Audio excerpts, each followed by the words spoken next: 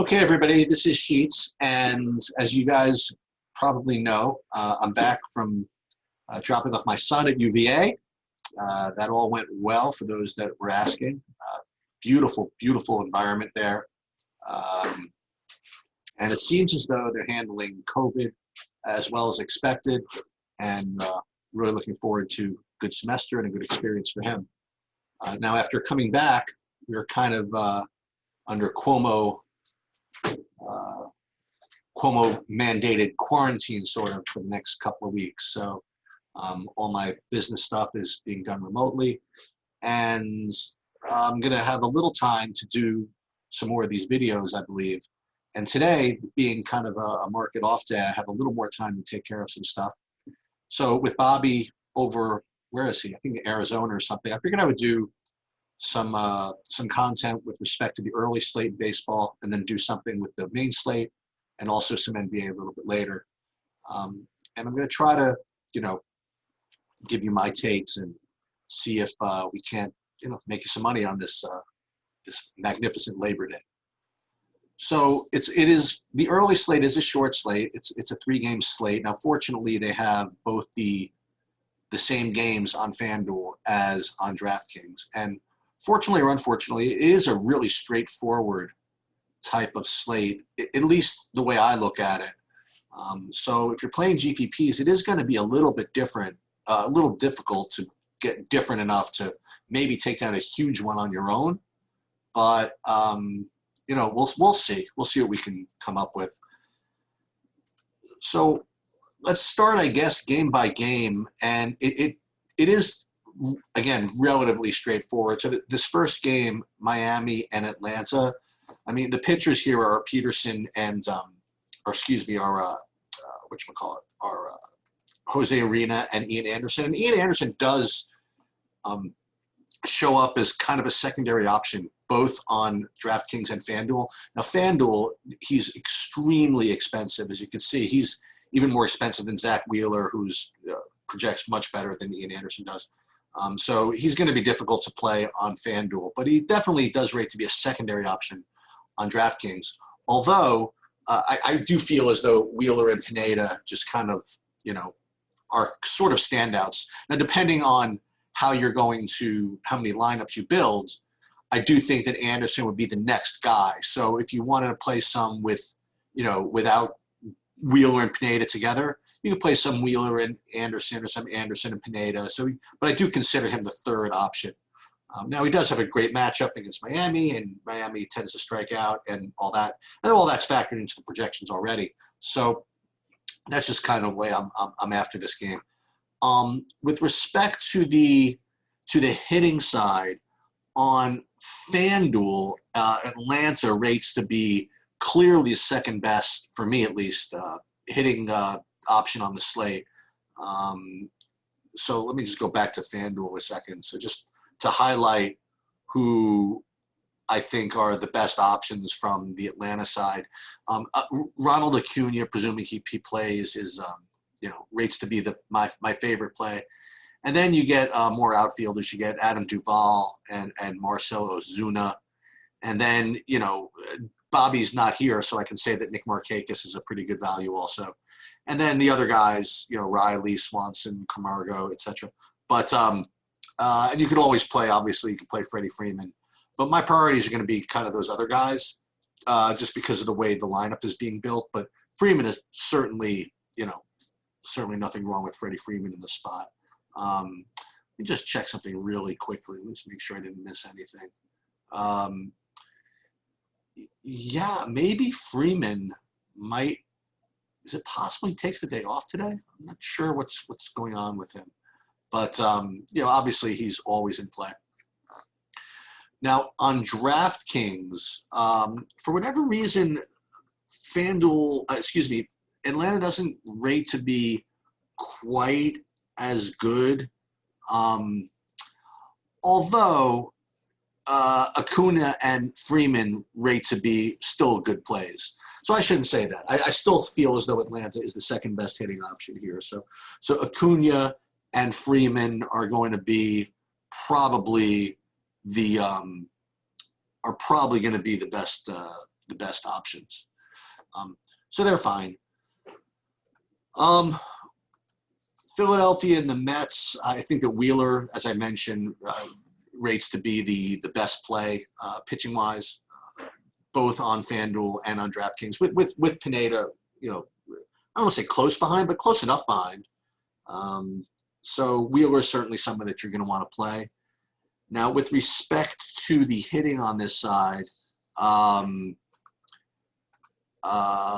yeah, it looks as though some of these Philly guys look to be pretty good.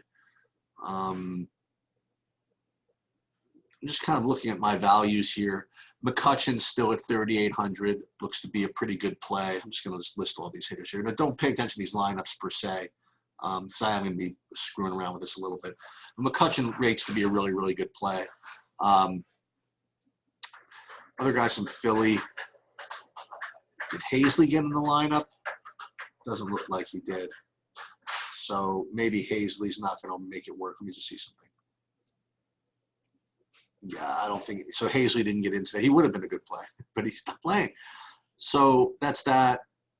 And then there's always Hoskins. He rates to be, it's pretty expensive, but you could probably afford to get him in as long as you don't overspend elsewhere. So I think Hoskins and Real Muto, even though they're pretty expensive, could be pretty decent tournament plays, I guess. For the Mets, I'm not really getting too much out of this, just I guess as a function of the fact that I like Wheeler so much. So I'm not really getting into too much Mets. I mean, if you had to play one, I would say maybe Conforto, but I'm really not getting into too much of that. And the last game, Detroit and Minnesota. This is where I mean, clearly the best hitting environment is. That's going to be on the Minnesota side. That's going to be both on FanDuel and on DraftKings. I would say that on FanDuel, they kind of stand out the most. I mean, relative to the others. Like, for example, I have the four best, value plays, given salary, given everything, as all coming from Minnesota. I mean, I have Arias, Donaldson, Polanco, and Jake Cave on FanDuel being the best plays. Now, again, the Cave didn't make this particular lineup, but because I just felt I would go for the raw points and put Nelson Cruz in. Now, again, I don't know if he's going to get in. He had tightness on Sunday, so maybe they'll rest him again. I mean, he's 40 years old, and it's an early game, so maybe they'll rest him again. So I put him in this particular lineup, and he's not far behind these guys with respect to value. And as far as raw points go, obviously he's got the most upside. So Minnesota is clearly the best hitting environment, either both on FanDuel or on DraftKings. Let me just look at DraftKings for just a minute. Yeah, Donaldson, Rosario look to be my favorites there, and Cave as well. So Arias, Donaldson, Rosario, Cave, Polanco looks good over there as well.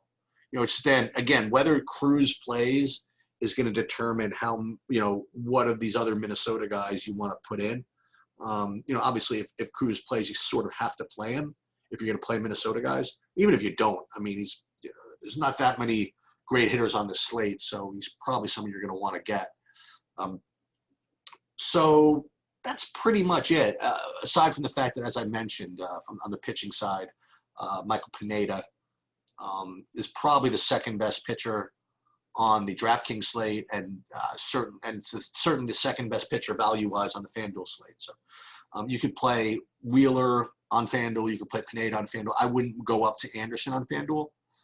And then with respect to the hitting, again, I would go with Minnesota, and then beneath that, some combination of Philly or Atlanta.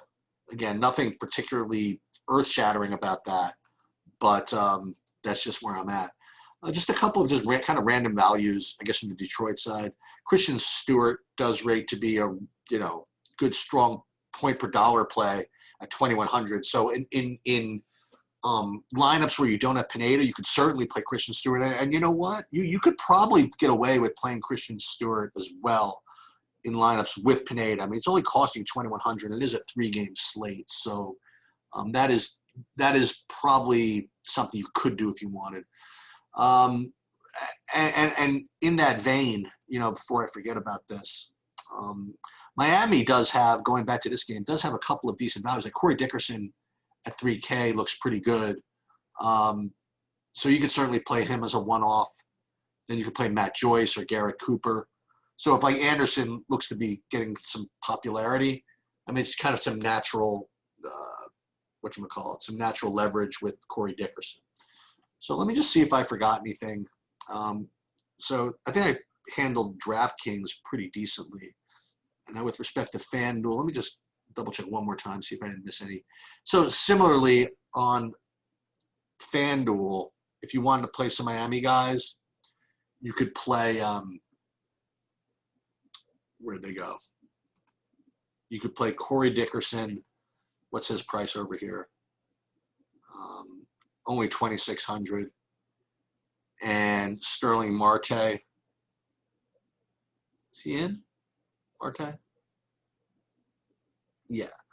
So Sterling Marte, who just came over from Arizona, he looks to be pretty good too. So that's kind of an interesting little two-man, Marte and Dickerson, that you could play as well. So again, really short slate, but I did want to at least give you some content on it and get it up here before it locks, which is going to be in about an hour and 45 minutes from now. So I'm going to get back to you guys with some main slate stuff for both MLB and the NBA. And that's about it.